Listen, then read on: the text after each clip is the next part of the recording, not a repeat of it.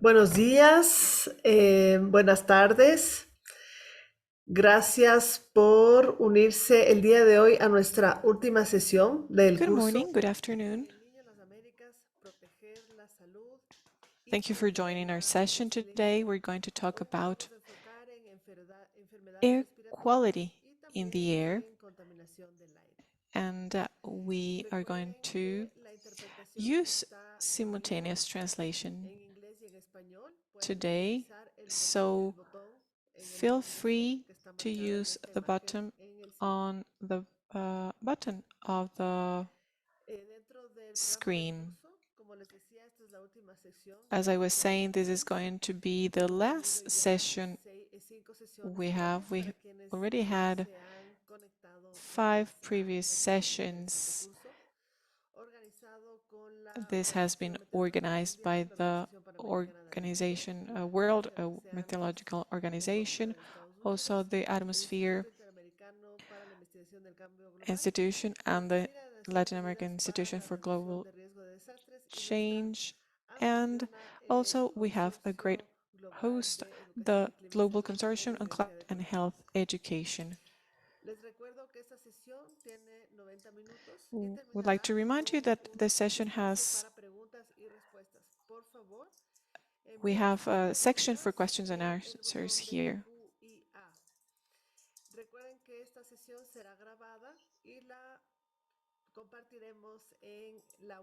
Also, we're going to share the information about this workshop in the website, so you can have access to it later. Also, remember that at the course website, you will be able to find the presentations in the other language if you could, if you needed it. Great. You can see that in the chat, we're sharing with you some recommendations in the short term to face climate change and El Niño.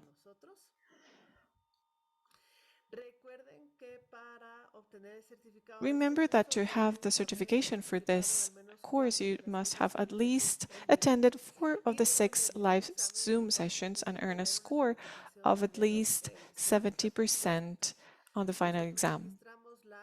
We will register your presence automatically when you join the sessions. Also, this evening, we're going to send you the electronic exam and you will have 24 hours to complete it. No more than that. Tomorrow, at New York time, the exam session will end at 12 p.m. We are joined today by Juan José Castillo. He specializes in intensive care. Juan José Castillo is a regional advisor on air quality and health, Pan American Health Organization. He's a regional air quality advisor at the Pan American Health Organization. He works at delivering technical cooperation to health officers in the Americas and in the Caribbean to capacities towards addressing the air pollution burden of disease. He has worked for 12 years in the environmental public health field and has worked as an executive director in international nonprofit organizations, faculty and researcher, and as a public officer in transport, environment, and health. He has working experience in the private sector. Also, we're joined by William Checkley, who specializes in intensive care medicine. He's an expert in the diagnosis and management of acute respiratory failure and the acute respiratory distress syndrome. He also has extensive experience in the management of other life-threatening conditions commonly seen in medical intensive care unit.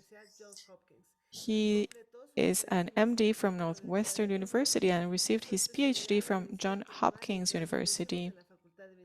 He also has training in pulmonary and critical care medicine at Johns Hopkins School of Medicine. His research interests include international lung health, epidemiology, mechanical ventilation, and acute lung injury. Also, Dr. Checkley has been recognized by the National Institute of Health with the 2007 Postdoctoral National Research Service Award and the 2009 Pathway to Independence Career Award. Thank you so much for joining us today, and I think we're giving the floor to Juan Jose. Is that correct? Yes, thank you very much, Irene, and everyone for your participation. I'm very happy to join this session, and we celebrate your consistency attending to these sessions. I am Juan Jose Castillo, and it's a pleasure for me to join you for this session. And we're going to talk about air quality. I would like to cover topics such as air pollution and health, how climate events affect air quality.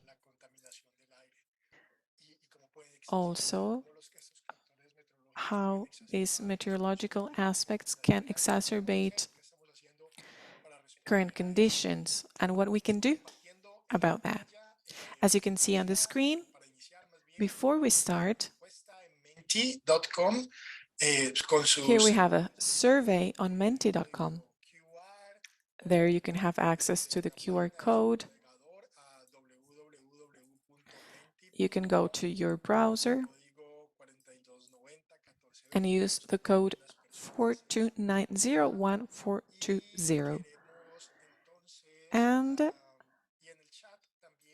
also you have in the chat access to go into menti.com with the code that I just mentioned. Great. We have some people have joined us. We see some people have joined us. So the first question is, what are the main sources of pollution in the air according to you?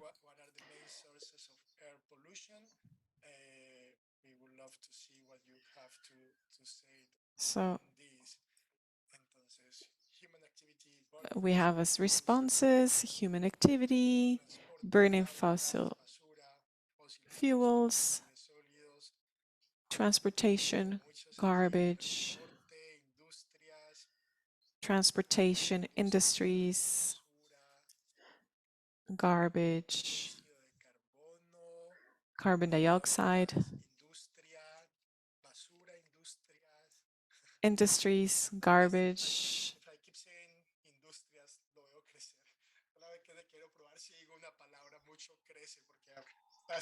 I'm interested to see if there is a word that gets bigger. But no, I'm trying not to influence on you. I'm sorry, Juan Jose. Please don't change language so that our interpretation stays smooth. Okay, so now if we think about the effects on health by air pollution. So some of the aspects are cancer. Those are the answers to the question. What are the health effects of air pollution? I have great participation from you. I'm not going to bias anything. Those are some of the effects that are associated to air pollution, and they're very evident. We will see how that is connected to the presentation. Okay, so here we have breathing problems, cancer, allergies, asthma. Great. And in the last question, do you think is air quality improving worldwide?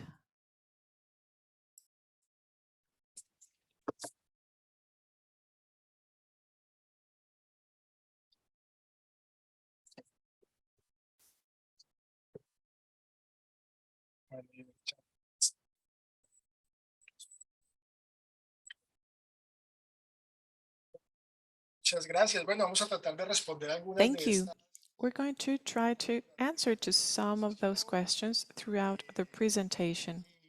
Y nuevamente, muchas gracias Once a again, todos los partners que thank you to all our partners who have socios que han acompañado esta sesión, joined this session. la Organización Mundial de la Salud, la Oficina de Naciones Unidas para la Reducción del Riesgo y Desastres, University, It will be a pleasure las sesiones. to Esta sesión, do this session. indicado, es As I was saying, el aire, this session is focused on air quality. siguiente diapositiva, con un poco acerca de lo que vamos a hablar, la And in the next complejidad slide, cómo los fenómenos climáticos I have the content of this presentation, air pollution and health, how climate events affect air quality, and also the PAHO's response. quisiera iniciar con esta I would like to nota de start with this note from the World Health Organization stating that billions of people still breathe unhealthy air.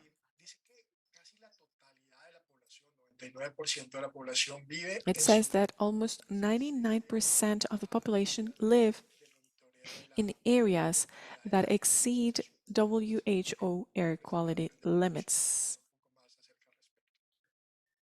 Sin embargo, también es importante resaltar, However, it's also worth eso es un dato highlighting pequeño, that this is ciudades small data del that only has included territorio, 6,000 cities de calidad del in 170 normalmente en las countries grandes that ciudades are now monitoring air quality. Normally in cities there is air quality monitoring, but when the city has 500,000 inhabitants, the authorities do not have air quality monitoring. Also, air pollution is a global issue, and around 7 million deaths are linked to air pollution worldwide. This is an image from the World Health Organization. And as you can see, the red areas mean higher pollution. As you can see, it's mainly concentrated on Africa and Southeast Asia. But as you can see, in South America, there are also regions that have high levels of pollution. And this is something that I would like to highlight. Air quality is a common challenge for all Latin America. And this is something that we have to solve. It is linked to 370,000 deaths. Also, air pollution is the main environmental risk to health in the Americas. Maybe you have heard about that in previous sessions, but there are indicators that that is the case. And also, it not only has an impact on health, but also it is linked to the economic development of the region. And the externalities costs reach 2 to 4% of the GDP in the countries that are developing. So you have that loss of productivity that affects the GDP in 2 to 4%. Additionally, more than 250 million people in Latin America,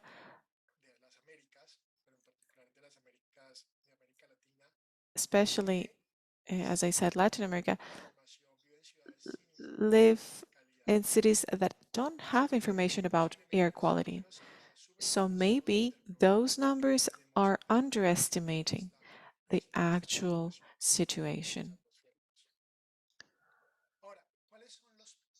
Now, what are the main pollutants? We're talking about atmospheric pollutants. So we have particulate matter that have two fractions, the PM 2.5 and PM 10. That is the part of the particles that can be inhaled. And those particles travel in the air and they can be get inside of our lungs. The PM 2.5 go up down to our lungs, and PM 10 are a bit more superficial. And then we have as other pollutants nitrogen dioxide.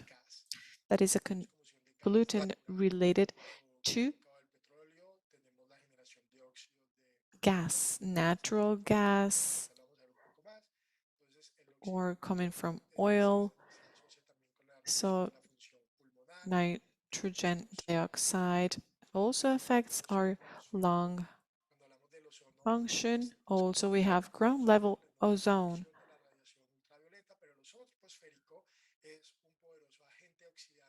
This one is a very powerful oxidant agent that affects our breathing.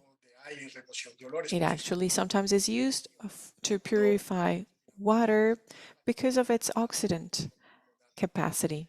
But if we inhale that, it affects our lungs. We also have sulfur dioxide that is more connected to carbon,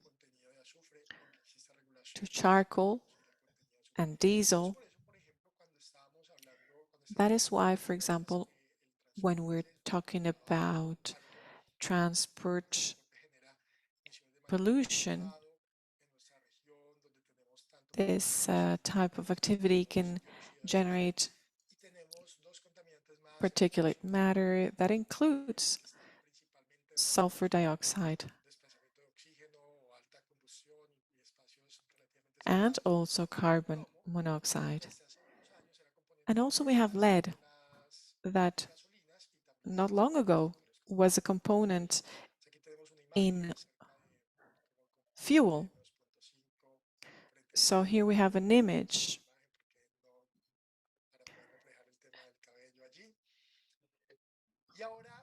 that can give you a better reference. And here we can see which are the main sources of pollution. As you can see, we have different sources. It depends on whether it is an urban or rural area. And for example, you can have the industries. It depends on how the setting of the city is, but sometimes these areas can be located in highly dense with highly dense population, or sometimes they can be far from urban centers. In both cases, they're going to have pollution problems. Because of dispersion, the pollution can affect large areas in the population. And so we also have transportation, which we also have a lot of challenges here in our region. And when it comes to transportation, a lot of vehicles that are increasing. And so this is another really important factor because we're using a lot of old vehicles and bad practices and catalytic converters and preventative. We don't always have the right kind of maintenance on our vehicles. And so this really from transportation ends up causing a lot of air pollution. Other actions, like we have here household energy, where we use, firewood, gas. And so here we also have air pollution, and this generates atmospheric pollution, and which causes a dual problem because we have people are directly exposed to this within their homes, but also this pollution also affects the environment. Agricultural practices like farming, would, for example, slash and burn, which generates a large amount of air pollution. There's also dust that's brought up from farming. Also waste management. So for example, when we burn the waste, that causes air pollution. And that has climatic effects as well. We've got dust, which is another factor, which can be suspended both in highways, on streets, because of the contact that tires have with the pavement, or maybe the roads aren't paved, and so that also causes dust, and also because of erosion around cities that generates this dust suspended in the air. We also have pollutants that cross borders. So we're going to find, pollution, for example, in the Sahara. And here, it's not on the screen here, but we can see, fires, forest fires like we've seen in Canada and other regions, which is also a major problem that we have when it comes to air pollution. So pretty much all of our organs are affected.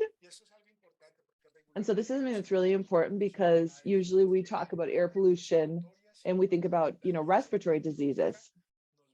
But what we can also see here is that, cardiovascular diseases are also related to air pollution. And there's a whole series of impacts on health that we've been identifying that would include like arrhythmia, and you can see skin aging, decreased birth weight, premature births, you can see diabetes.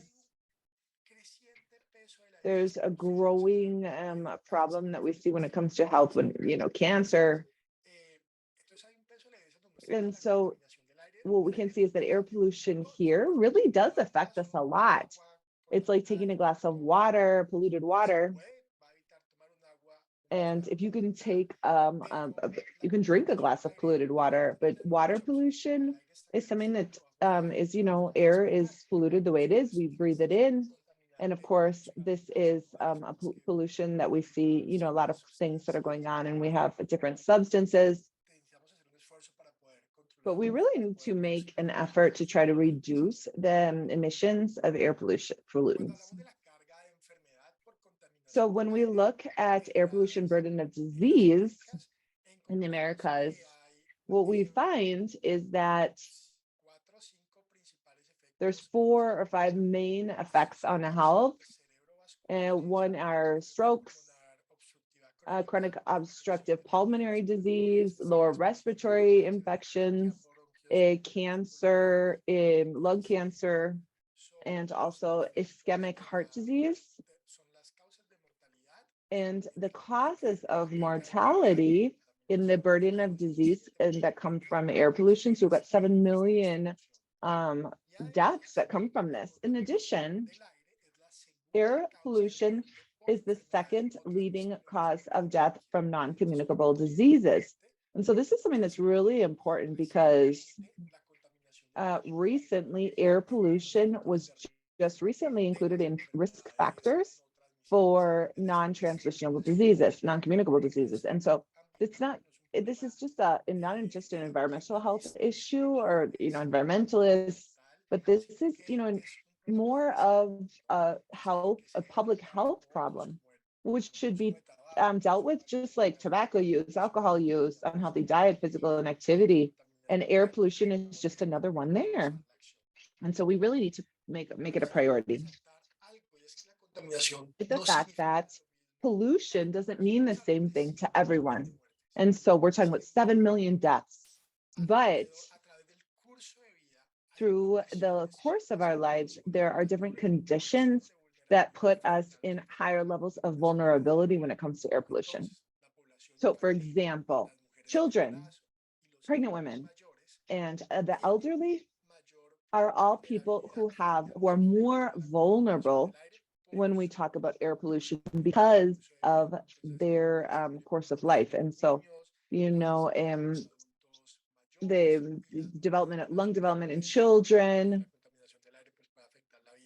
and how air pollution can affect the elderly people. But there's also conditions, life conditions, in which people are more exposed to air pollution. So for example, in this picture here, you can see a home where they're using firewood for cooking. And so as you can see here, there is a lot of smoke.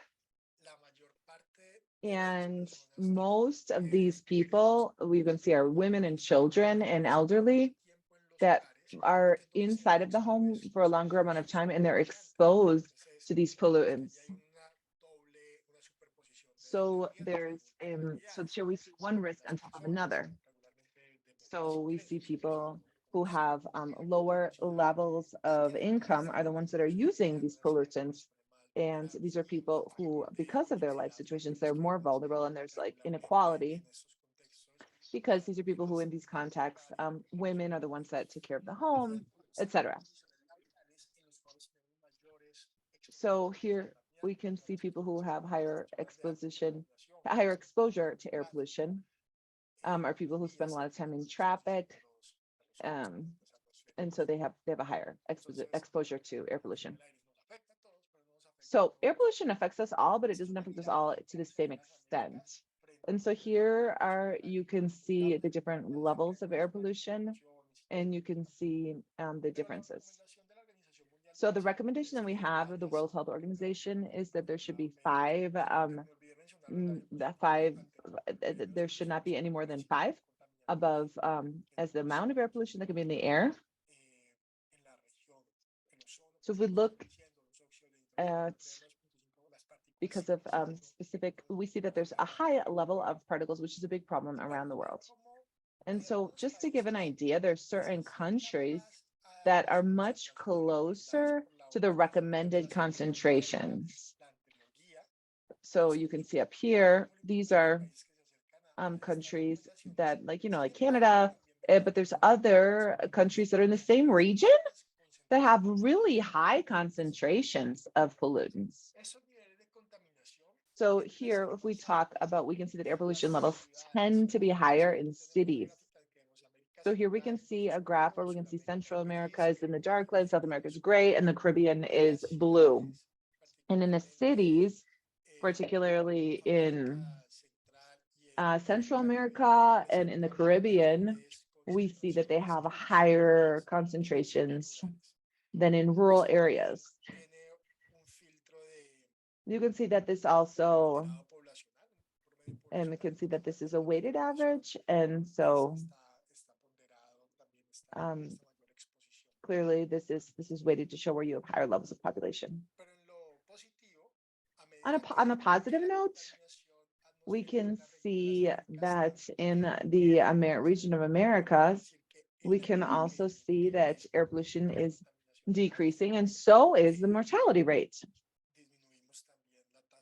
So we see this positive association. And so this is something that can be modified over time, and effectively, as part of the responses to the initial questions, air pollution has been consistently reducing in most of the sub-regions of Latin America and the Caribbean. So over the last few years, while we're still very far away from the WHO recommendations, in general terms, we are seeing a trend downward. So now, of course, there are some phenomena which are happening. And so one thing that we're seeing is that these large phenomenons, like for example, dust in the Sahara, or in other, forest fires that we've seen this year and that we're going to see are going to be happening. We're going to see an increase in the amount of forest fires because of climate change. And so as we see these peaks of air pollution, is going to give them much higher visibility, and we're going to have an increased visibility and in monitoring of air pollution and air quality, because before we didn't know just how bad it was. So now we have more visibility of this information. So in this context, the World Health Organization has set up some guidelines for air quality, and there's objectives for reducing, for improving air quality. And these objectives include personal goals so that we can reach the recommended AQG levels. So this is really important because it's not just about having some sort of rule that says this is the rule and it has to be there, but rather have an entire, continuous improvement process that's going to make it possible for us to transform. And so you can see that the sources are polluting energy, transportation, so that we can better plan our cities and have better energy, better control systems, so that the sources of emission are reduced and we get to better air quality levels. So if we look at the AQGs, we see that the average, and here we see it's 5 micrograms. And in the region, we're at 32, which is what we saw in the previous slide. And this is really important. And you can also check out this information. And so we can understand why we see some of these diseases that have been happening within the different populations. And the idea is that we can all take action. So we see 3 types of recommendations: reference levels to have maximum health protection, intermediate protection levels, where we go from 1 to 4, and that's going to help us to achieve the air quality goals. And we also have good practices.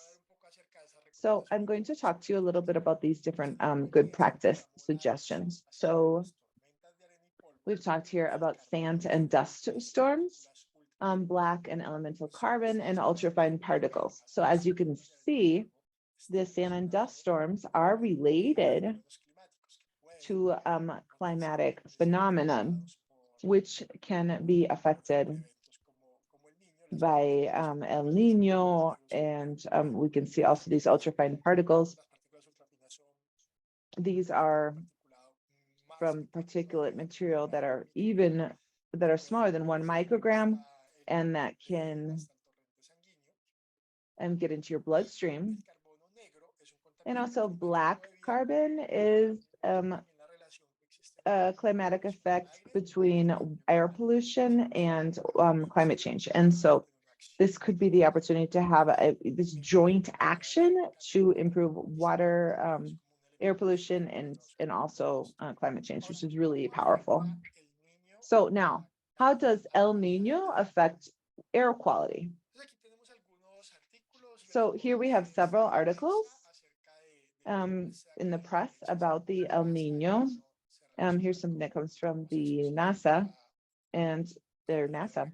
And so we can see how we can have record levels of air pollution, that El Nino is related to more forest fires in Indonesia, dust pollution in China, affected by different spatial and temporal types of El Nino, and the contribution of local emissions and transboundary air pollution to air quality in Hong Kong during the El Nino Southern Oscillation and heat waves. So El Nino, we're going to talk a little bit more about this, and we're going to see as to factors that influence air quality. So air quality is related to emissions, the source of pollution, but also due to meteorological conditions. So temperature, meteorology, precipitation, how all of these issues affect air quality. So topography, other types of transboundary air pollution. So we can think about a concept that we call atmospheric basins. which is basically when we think about that water quality is something that does move around the world, but they also have certain specific patterns in the territory where we have air cycles or air bodies where they collect emissions, and then those can exacerbate air pollution. And so when there are low atmospheric stability and the air is not even moving, that is when the air is trapped. And that's when we have the contaminants have nowhere to go. And so that's when we see higher levels of air pollution. But something that's really important is that we can see as there's an increase in temperature and different types of chemicals in the air end up creating ozone. And so when we have these heat waves, so as you can see here, we can see in different areas of the city or in the territory, there's different temperatures. And so in urban centers, in the middle of the cities, we're going to have higher temperatures because we've got a lot of buildings, we don't have a lot of green areas, a lot of asphalt. And so what this causes is an accumulation of heat. And there, with these higher levels of temperature, we can see a generation of pollutants like ozone, and also for secondary particulate matter. And those particulates are can tend to agglomerate into particulate matter. And so while meteorology is important when it comes to air pollution, El Nino can definitely affect air quality. And so this is something that we can see when we are related to air pollution and extreme heat, which is a lethal combination for breathing in Texas, as you can see here. And here's another article that we see, which comes from Mexico City, where they say is an environmental contingency coming, and they talk about a heat wave in Mexico City because of the formation of ozone. So here, this is from October 23rd. This is something that we see that's happening where we have air pollution due to forest fires in Bolivia, which are all phenomenons which are related to El Nino, like greater forest fires and droughts that affect air quality, or heat waves can affect air pollution, and air pollution is increased because of this. So here, let's look at this here, where we see dust in the Sahara, where we see the relationship between the Sahara and the Nino. It's not very clear yet, but you can see that this is something that we're seeing, something that's happening that starts in this is this type of pollution that we see that's moving from Africa into South America. And so here we can see the different sensors, which we have in San Vicente, in the Grenadines, and in Barbados, which is related to a volcanic eruption. And we can see how those sensors cause an increase in concentrations on the 2nd and 3rd of October. And that is related to this movement that we can see here in the satellites with dust in the Sahara, which is throughout the entire region. And so these are all phenomenons that can be affected by these types of situations. As we should have them identified to prevent health issues. Let me just remind you that you have a couple minutes left. All right.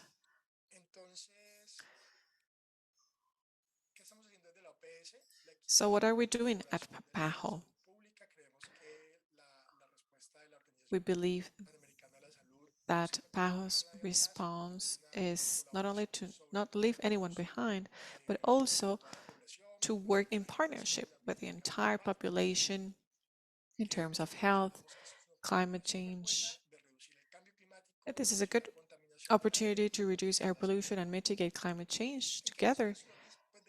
And also we believe that the solutions should look at the sources, meaning we should improve transportation, better management of trash, having more green cities, cleaner transportation, also access to cleaner energy. So as you can see, this is an intersector effort that requires everyone's participation.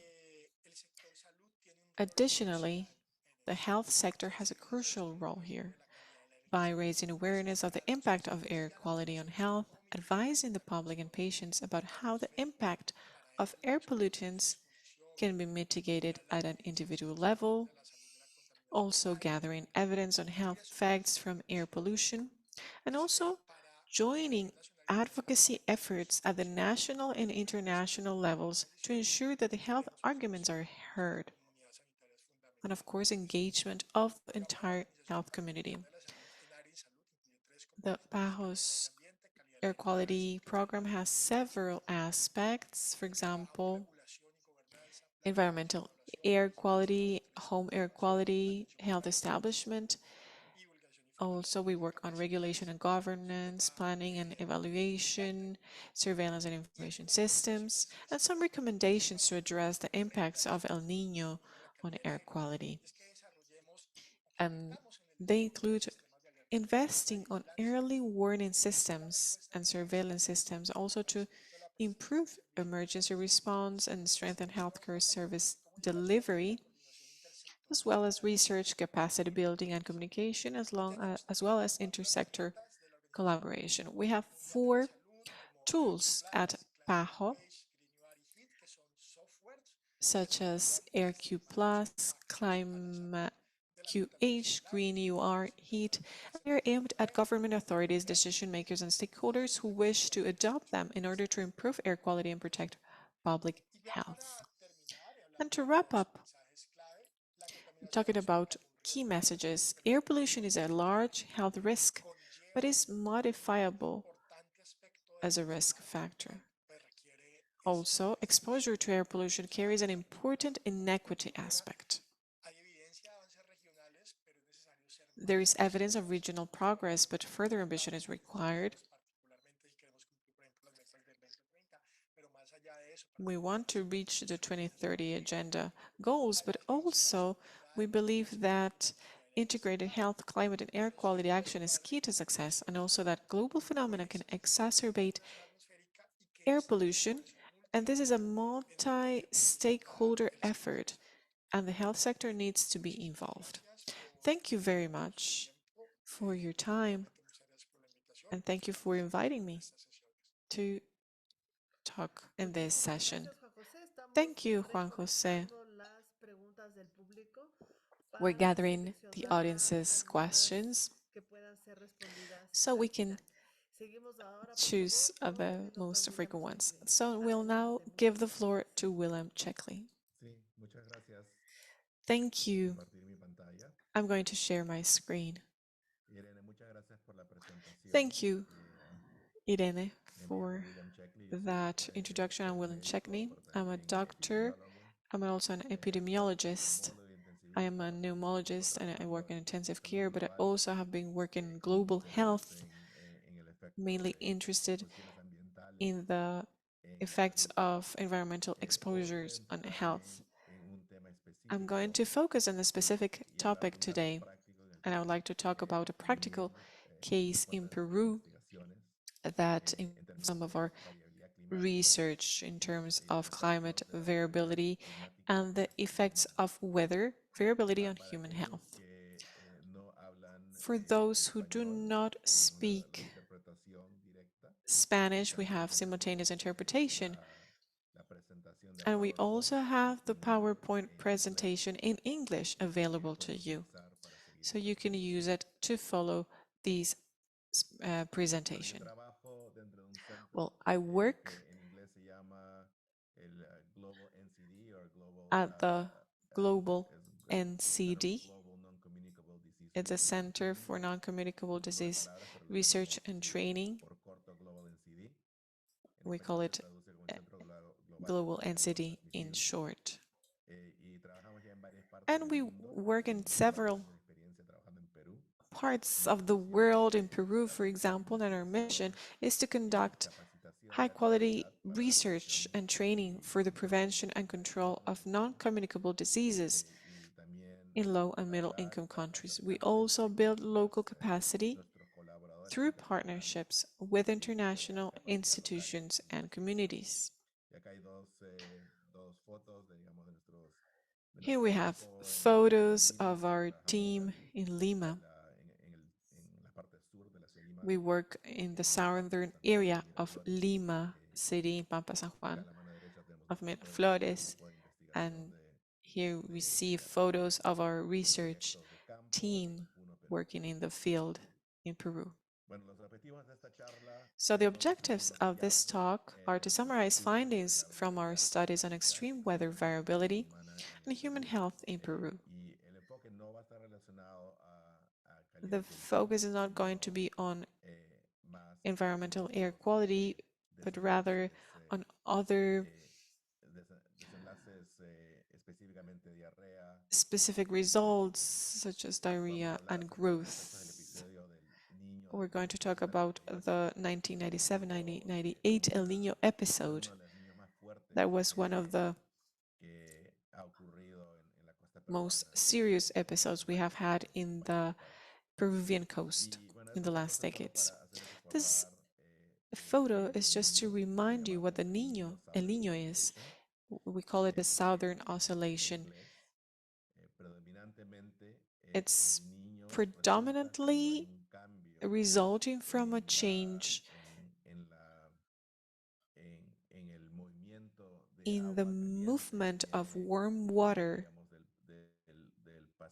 coming from the Western Pacific to the South American coast. And this happens because there are winds that lose their strength and they allow for this movement of warm water to the South American coast. In general, there are strong winds that keep the warm water in the Western Pacific. But when there are trade winds, they lose strength and therefore there is movement of warm water coming from the Western Pacific that warms up all the ocean towards the Latin American coast, including Peru. And this warming water results in environment temperature increase that results in climate and meteorologic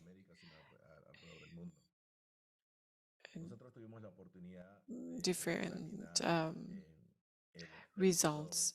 And we had the chance to analyze the 97-98 El Niño effects and its correlation to diarrhea in some oral rehabilitation centers in Lima, Peru.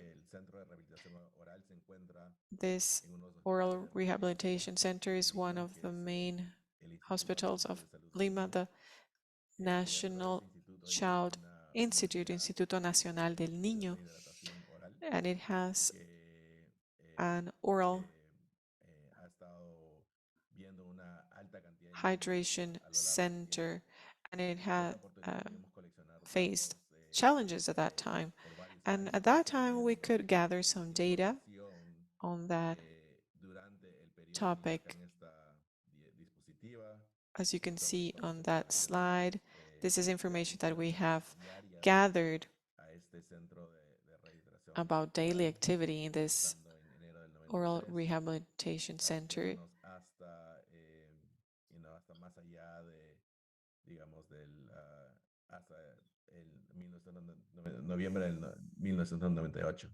And it traces back to 1998.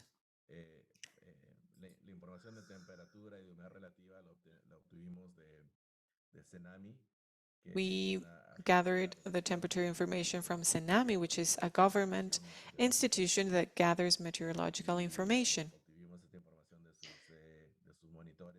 We gathered information from their monitors that are scattered around the city, and the diarrhea admissions information was gathered with the National Child Institute with Dr. Figueroa Quintanilla, who helped our team work along with the statistics team to gather this daily diarrhea admissions information.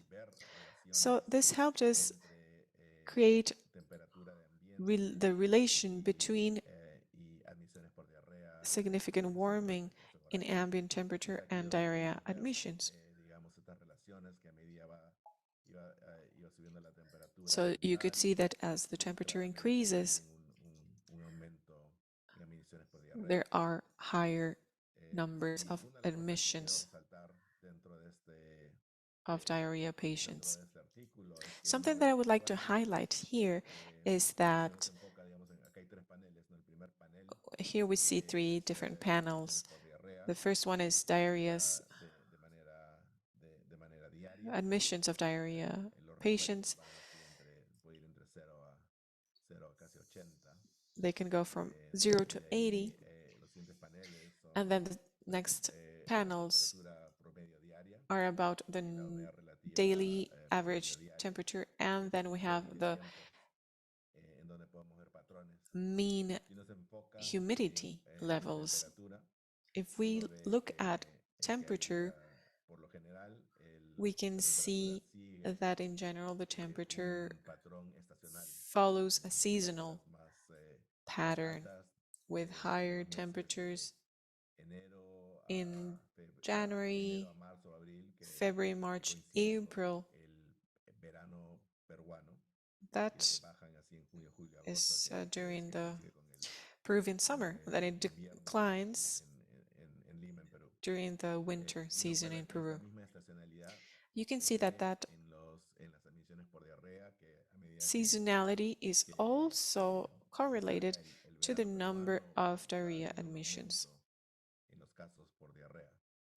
As the temperature increases, there are more diarrhea admissions.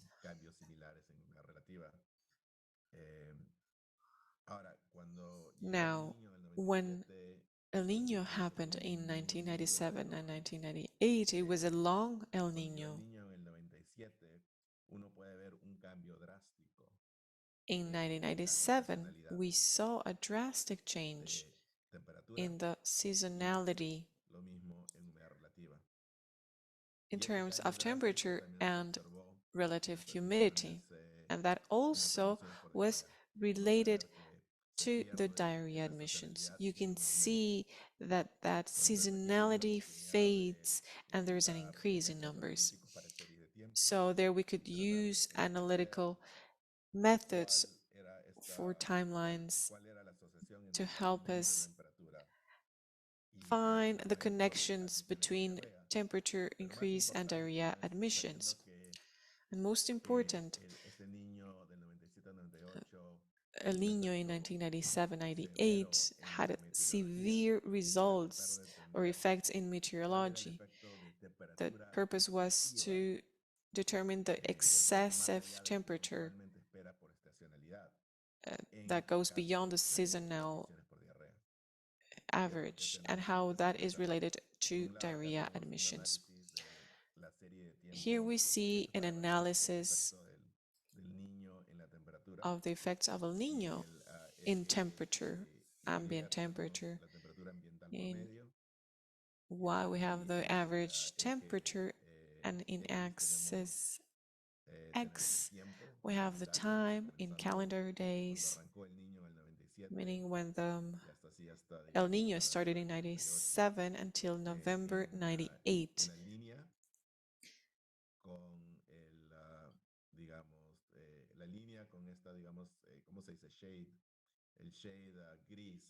And the line with the gray shade shows us the mean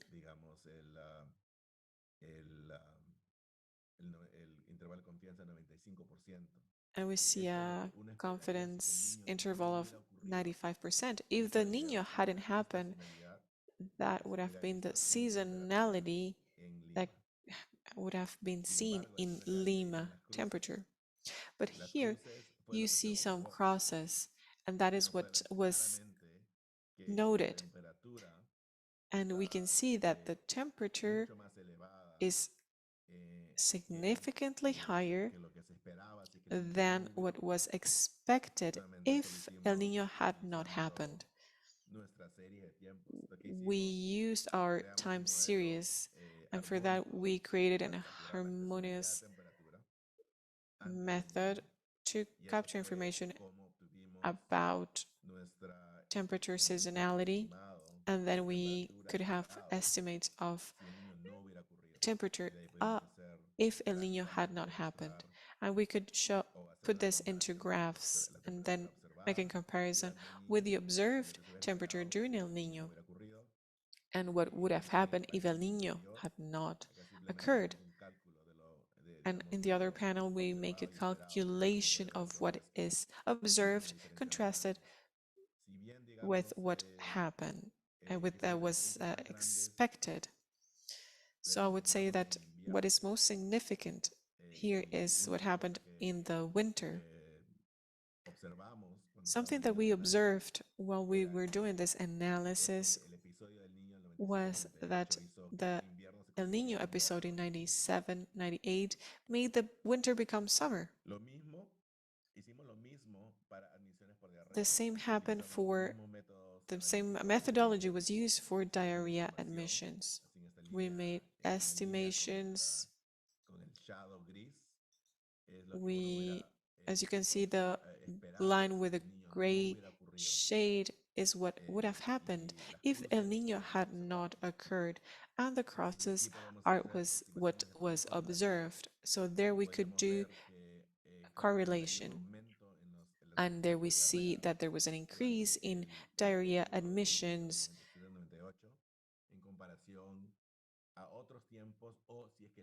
compared to other times, or what would have happened if El Niño had not occurred.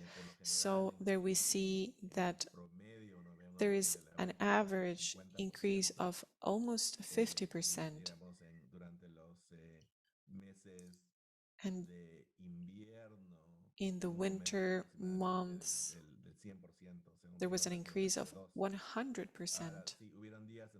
Of course, there were days when the increase was not that significant in some specific days. And then, as we had that information, we could look at what was observed, what was expected, and then we could determine, based on what we could see, beyond the variability, the seasonal variability of temperature, what do we do with this graph? In this graph, we look at increased diarrhea due to excess temperature rather than seasonal variation. In axis X, we looked at an algorithmic scale. Before El Niño, there was not excessive temperature, and that didn't lead to higher diarrhea cases. However, when El Niño arrived, this excessive increase of temperature is what was really making it happen.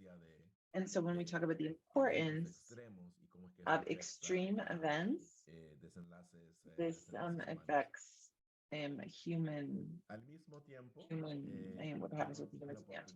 And so here we had the opportunity to also look at specific pathogens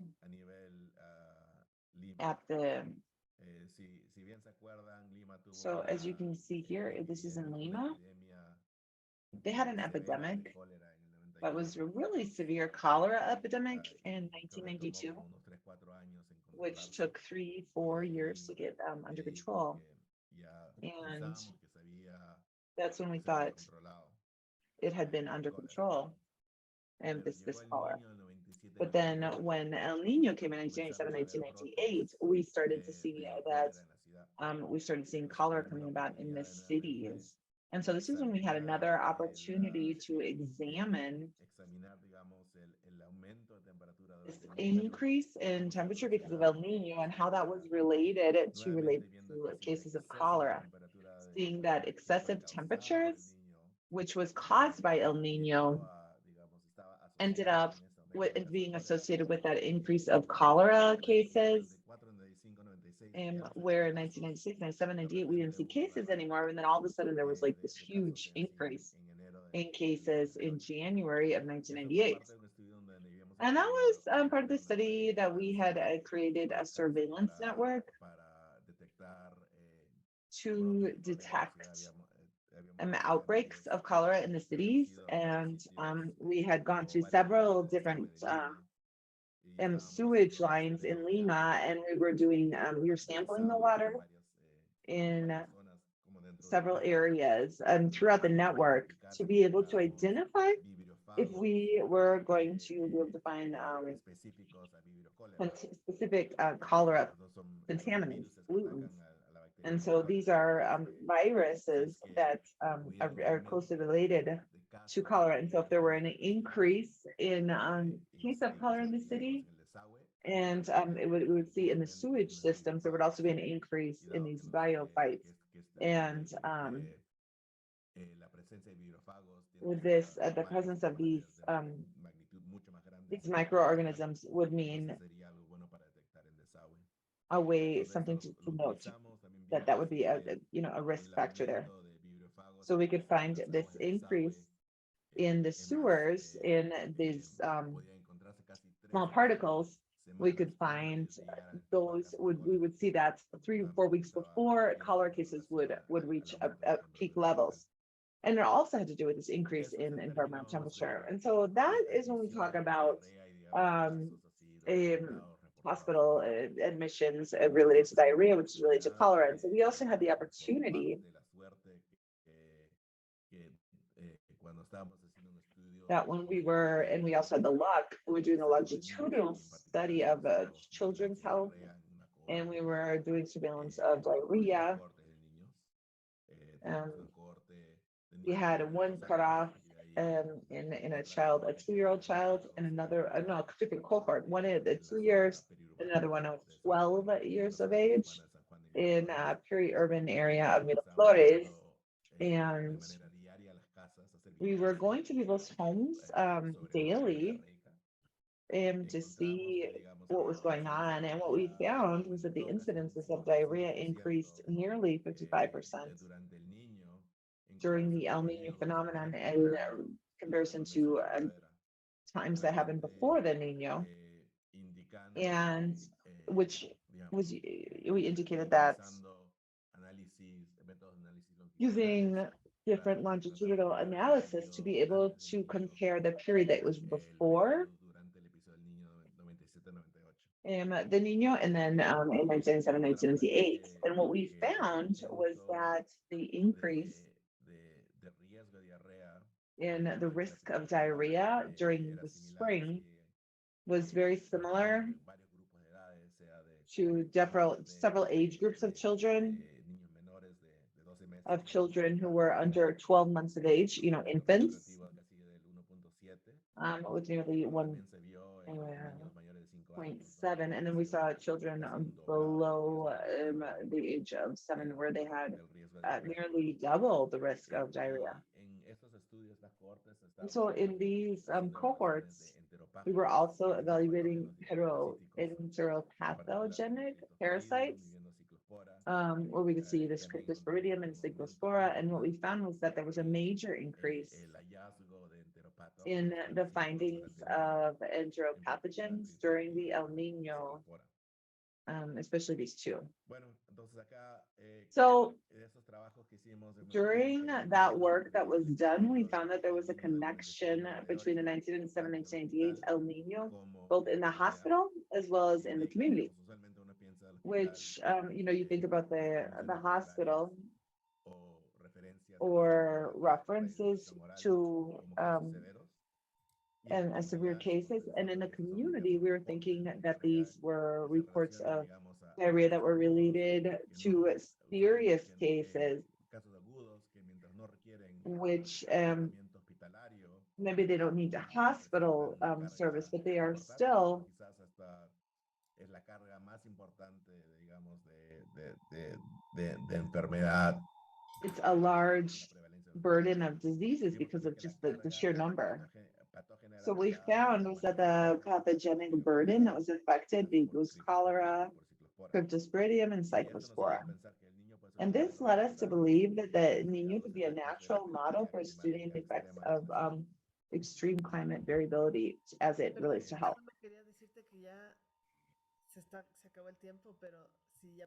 So I just want to tell you that your time is up. So if you could just finish up.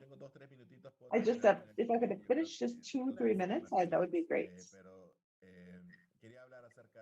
I just wanted to talk about this other study that we did in northern Peru, where, well, we do have the effects of El Nino in Lima, especially in Tumbes, was much more affected. And so we made several qualitative interviews in Tumbes, and what we found is that a lot of people had very vivid memories of what had happened in 1998 as far as losses, having to move, floods. And so we said we should do a retrospective study and put together a cohort, a retrospective cohort in 2008, 2009. We looked at over 2,000 children that were born and that were born in 1991 and 2001. And so what we did was we looked at the different height for age score.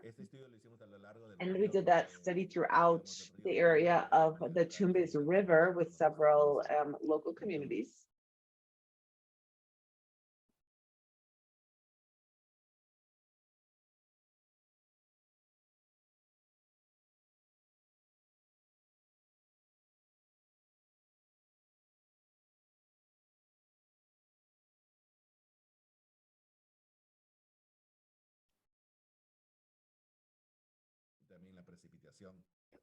And so also precipitation, and what we could see here in 1997, 1998, a major impact on meteorological variables, oceanic temperature, maximum, minimum temperature, precipitation. And so here we had the opportunity with biostatistical information, also atmospheric information, to be able to create a hydrological simulation and the land surface model of propensity of flooding during the El Nino. And here you can see in 3D where the river is located.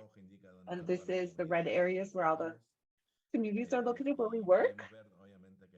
And here we could see that there was a significant increase in floods in several different communities. And we also looked at economic information. So there was a huge drop in the production of plantain and rice in Tumbes during the El Nino of 1998. So not just crop loss, but also of the risk of food insecurity during that time. And so we made an analysis here to relate the effects of El Nino from 1997 and 1998 and the height of children based on their year of birth. And so what we could see was that during the observation time between 1997, there was an increase, an annual increase in the height for age score, but with children that were born in 1997, 1998, that annual increase was interrupted, and there was actually a drop, which suggests that the El Nino had interrupted the improvement we had seen in nutrition in Tumbes. And there we saw that we could see how we were going back to the way things had been previously. And so the other thing was that we were able to find that there were losses in growth in children who lived in homes with a high level of propensity to flooding. And this is something that we use propensity scores, and which was greater than 7%. And so we saw that then there was a major loss in the height score. And so children that were born after the El Nino had a less lean mass, while fatty tissue increased. And so we saw that children that were born during the El Nino, like a very severe case, which was in 1997, 1998, had really severe and lasting effects. And so we have to think about, given the cyclical nature of El Nino, that this could continue negatively affecting future generations. And so I just wanted to express my appreciation for all the people that participated in our research. So thank you very much. And I'm sorry that I went over time. All right, well, thank you. I'm sorry because that was actually really interesting. But we did want to leave a few questions for a little bit of time for Q&A at the end. And so we can go now to the questions. There are several questions. We can't answer all of them. For Juan Jose, there was a question of patients with respiratory diseases. How do hospitals or health centers, how can they improve the air quality in those places? It's for Juan Jose. I don't know if he's still here. Yes, yes, yes. Súper, primera pregunta. Bueno, todas. Es bueno que reconocer, So it's good to recognize that there's risk and that air pollution does affect people's health. And so we have to have a surveillance system that is going to be monitoring air quality information and related to health recommendations. And also, you know, preparing first aid situations to be able to deal with that. These air pollution matters. And so there's 2 times. When are we talking about air pollution? We're talking about what's going on like in Bolivia, and something that has happened in Honduras and also in Canada. And so what we're seeing is that there's going to be like a peak of respiratory diseases. And so at that point, we should have some sort of a quick response system. But also when we're talking about patients, if we have people who have part of their diagnosis, we could identify that, like, for example, in their home, they could have contamination or pollution, or whether they're using, you know, coal or firewood for cooking. And so this is something that could be affecting people. So we have to always take that into account. And I also would want to respond another thing that was in the chat, which talked about how we communicate information. We think that we can have newsletters when it comes to air quality to help us understand how people are being affected and to use the guidelines of the World Health Organization, as well as to possibly air quality indices. So for example, here we can see some data. These is from Barbados. These are the different monitoring points, and we can see the concentrations patterns are related to air quality amounts, and that helps us to look at each case. All right, cool, thank you. And now for Dr. Checkley. What preventative measures are recommended to people to avoid diarrhea? So we understand there's a correlation, that you've got the figures, you've got potential to produce early alerts and in health sectors, and as such, when you don't have the surveillance that's happening, what can you say to patients? Well, first of all, there's 2 things that we have to look at here. One is extreme events like El Nino. Ahora hoy en día podemos Today, hacer una we predicción can have a, de la, we can predict digamos, de un niño casi con 6 meses de anticipación.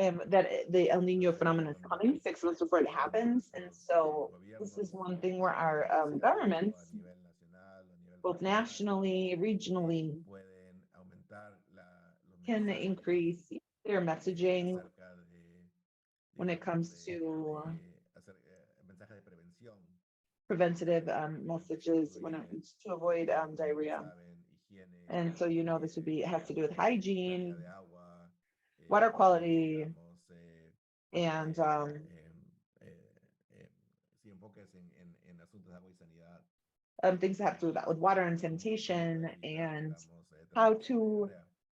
Entonces yo avoid creo que eso por the un lado, transmission of diarrhea. And so, at that on the one por hand, un lado yo creo que and then another sabiendo thing y would be siguiendo la that información knowing and following the índice information de in ENSO, the hoy ENSO ya index, I could say that tener our governments can participación, have aumentar sus um, boletines de información. can increase their En these términos de newsletters and mensajería, yo this creo que una de las information. cosas que es muy When it comes to importante messaging, I think y es something that's necesario really important and what was es, we want to es la avoid mortalidad, is mortality, obviously. información And acerca so del uso we need to have more de information about the oral, use of oral sea en casa rehydration o at home, poder decirlo and a to be able to redes say sociales where the oral locales rehydration para centers ayudar are at a local a level to help personas children who significativamente are deshidratados. Y very dehydrated. obviamente también And then obviously utilizar ese espacio y tiempo using para that space dar and time notificaciones y to mensajes give notifications and de salud messages pública para la prevención de that have to do with diarrea public en health niños. or to prevent diarrhea, like in general. Muchas gracias. Sí. Thank you so Otra pregunta much. para Juan Okay, José. another question that I ¿Hay have una lista for en Juan Jose cerca is de there a los list or a países, ranking some way específicamente América for Central, countries, like pues especially haya in Central países de la America, but región other que se sepa countries within the dónde region, están los más altos índices de where they contaminación have the para highest que levels of air pollution los so centros de that salud, los distritos de the salud health puedan centers, health tener districts suficiente información can have justo enough para producir information to be esos able to mensajes, esas produce recomendaciones para la those población. messages and recommendations for people. Irene, tuve un problema de conexión y no te escuché la So mitad I had a de la little pregunta. connection problem. I didn't hear half of Sí, your que si hay question. un Yeah, ranking, what I una was saying is there's some lista, sort of un ranking, some sort mapa of list, de los a países, map la zona, las of the ciudades countries, the que areas, the tienen más altos cities índices that de have higher contaminación level, de higher aire institutes que of puedan air pollution conocer los that departamentos so de that salud o health los centros de salud para departments or estar health alertas centers so y that they can saber be alert qué medidas and tomar to know para what proteger a la what población. measures need to be Sí, taken sí, to no, protect eso the es un population. trabajo conjunto. So Entonces this is queremos que siempre work solo that's done utilice el tiempo together antes between the health de sector, the environmental comenzar la sector, recomendación so that they can coordinate enfrentar estos to episodios really, en take temas on de PAHO these o prevención matters. de And inundación por so there's diferentes going to formas be, y que les brindemos there's datos different también a ways nuestras in which ciudades that we de can calidad report del this data aire. when we're talking about Entonces, en concentrations of air general, quality and indices. And la so recomendación es que exista una recommendations gestión that there should be integrada de management calidad del aire, plans, cambio integrated climático y management salud, que plans, atiendan además have to do with incluso health and also climate precisamente estos change. episodios And so that we can see how those extremales episodes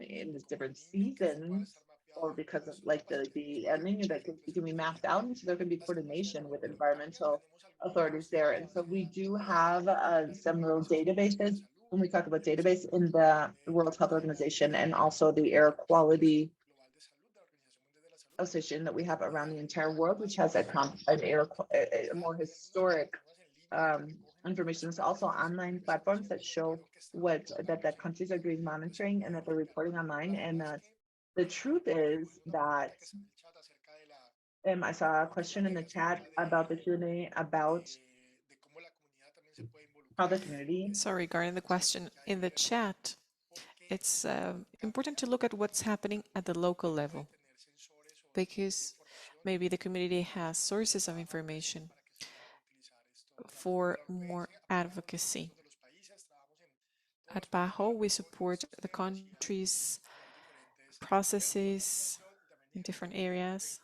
de gestión al respecto. because we Irene, yo know quiero there are añadir different algo sources of, de eso of que pollution and Juan different José. sources of management.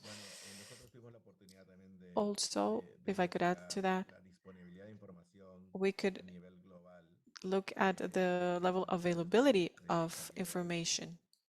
En Latinoamérica aún hay regarding mucho air quality, and we see that in Latin America there is a gap. trabajar no solo It is con, important digamos, to work gobiernos locales, not only sino with también local con grupos governments, multisectoriales para en realidad tratar de but apoyar y also with aumentar el número multi-sector groups de monitores de to calidad ambiental. improve the number of Una de las cosas monitors of air que hemos quality. visto al menos a nivel Perú es que hay departamentos que no tienen At todos least los in recursos Peru, we necesarios have para cuidar noticed el that aire. there are Nosotros what we call tenemos la oportunidad ahora de estar departments trabajando that do not have con la monitors. Universidad Peruana Cayetano Heredia We were y working with digamos, Cayetana Heredia con la University Universidad de and Mori, with donde en other conjunción, colleagues from Universidad de Mori mediante un programa financiado through a program National Institute of Health de los funded Estados by the Unidos National para Institutional instalar Health of the monitores US to de bajo costo install a nivel Perú low en todos los budget departamentos. monitors in Nosotros all estamos the trabajando en eso, departments of Peru, and we're working on that at the pero moment. también requiere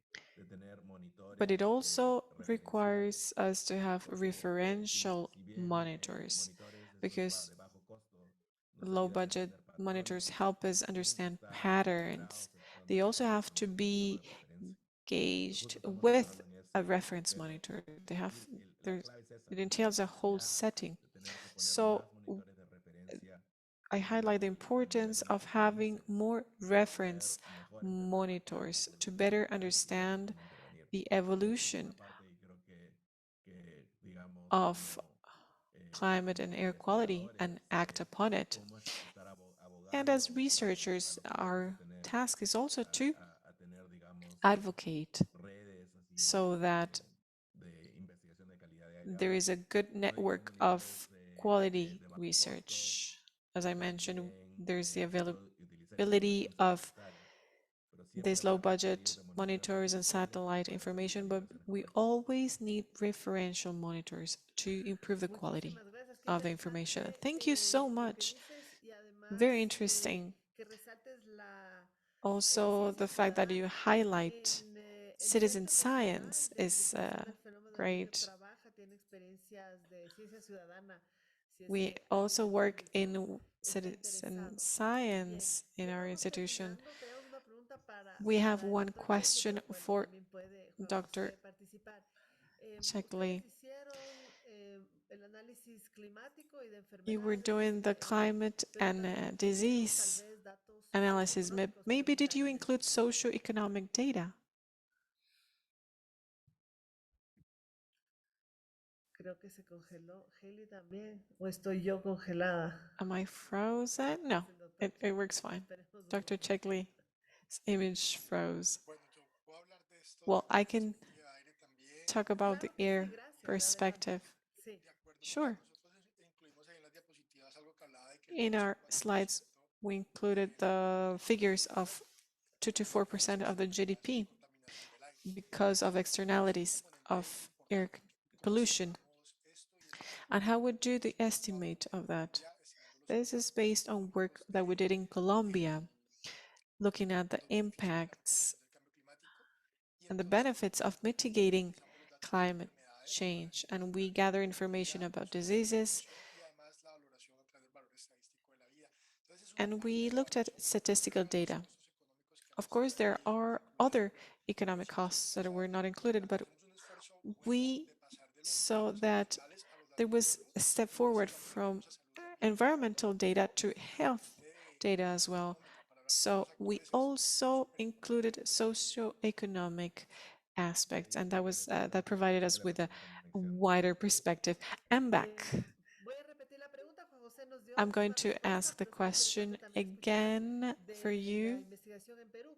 Si ustedes, aparte de Uh, los The question indicadores del is, clima y de besides the enfermedades climate infecciosas, and infectious incluyeron disease datos socioeconómicos. data, you have included socioeconomic Bueno, esa data. es una buena pregunta. That's a great Nosotros question. no tenemos, o sea, no tenemos información sociodemográfica o We do not desplazamiento en el have momento, social demographic pero sí information esa or información puede displacement conseguirse, digamos, information. si That entran en la information is not poblacional. available Creo que hay to varios us at colegios the que digamos que están moment. coleccionando información de There desplazamiento are y some puedo pensar institutions que that igual are pueden gathering that beneficiarse information, but con esa it's clase de not información, readily pero usualmente available to trabajamos a us. nivel We de usually población, tenemos que work tener un censo with the people aproximado de themselves, 100.000 with, personas and we have a census of Lima y algo similar 100,000 como people in the que Lima 40 area 60,000 en el área de Puno. and around Y es ahí donde hacemos nuestro trabajo 60,000 people in digamos, a Uno nivel area. de estudios a nivel That's poblacional, what we do sean with estudios population studies, observacionales o ensayos whether it is observacionales, for conservation or pero field no más macro. O sea, mucho de lo que hacemos sigue siendo trials. epidemiología clásica de papel. So we still work on paper somehow. We gather information Muchísimas in gracias. that Claro, method. siempre hay Of la course, yeah, imposibilidad de there's hacerlo todo. it is impossible to do Por everything, supuesto. right? Tal vez si quieren compartir, estamos ya ahora Maybe sí terminando. if, Quieren as we are compartir wrapping algún up, enlace maybe que if les you want to ofrece de los share estudios any del PAHO. PAHOs De todas or maneras, a link en las or presentaciones, en about las the diapositivas, research in han Peru. visto los nombres de algunos de los estudios, de algunas de las The guías de slides acceso that you que have les presented have also shown us some están en pieces of internet. research that are available Les online. agradecemos a los We're very participantes grateful por to su our activa attendants, our participants participación, for their su very activo active interés. participation and for their Recuerden great que el interest. examen va a estar Remember disponible that the desde ayer exam is going to medianoche be hora available Nueva from York now midnight New York hasta el time día de mañana until y tienen que tomorrow, tomarlo en el and you transcurso de need esas to 24 take horas porque no that va a exam haber más plazos. within those Los 24 tiempos hours certificados se because we don't emiten have more automáticamente la deadlines. próxima semana. Queremos The certificates agradecerles will be a las issued in a intérpretes que nos week. acompañaron el Thank you día very de hoy much to y que nos our han acompañado interpreters for durante today todo el and who have curso joined ya us throughout garantizado the course. que nuestras Thanks to diferentes their audiencias work, puedan our acceder different a audiences have estas had access presentaciones. to these Gracias a presentations. los presentadores Thank de hoy, you Juan José to the Castillo presenters y for Checkley, today, Juan por José Castillo, compartir William Checkley, generosamente con for nosotros their su generosity conocimiento, in sus sharing their experiencias, knowledge, lo que their producen sus experience with us, investigaciones. No sé si the Haley, work de they parte do in their del different consorcio, institutions. I don't know tenga if alguna Haley otra from the acotación, consortium, you pero would un like to say agradecimiento muy something. grande por Thank habernos you very acompañado todas much estas semanas for en este joining curso. us throughout this Haley, weeks ¿quieres decir for algo this más? course. Do you want to take the floor, Haley? Oh, you're putting me a bit on the spot here, but I think you covered pretty much everything. Thank you to all of the presenters who shared their expertise with us throughout the entire series and to all of the participants for their engagement through this entire course. And we'll be in touch with what's next because this is not the end. Muchísimas gracias. Haley Campbell ha sido la persona encargada de organizarnos, Haley liderar. Campbell has been the person in charge of organizing everything, and thank you for that. We have also some other PAHO members, but they left the session. Thank you, everyone. Thank you, and see you soon.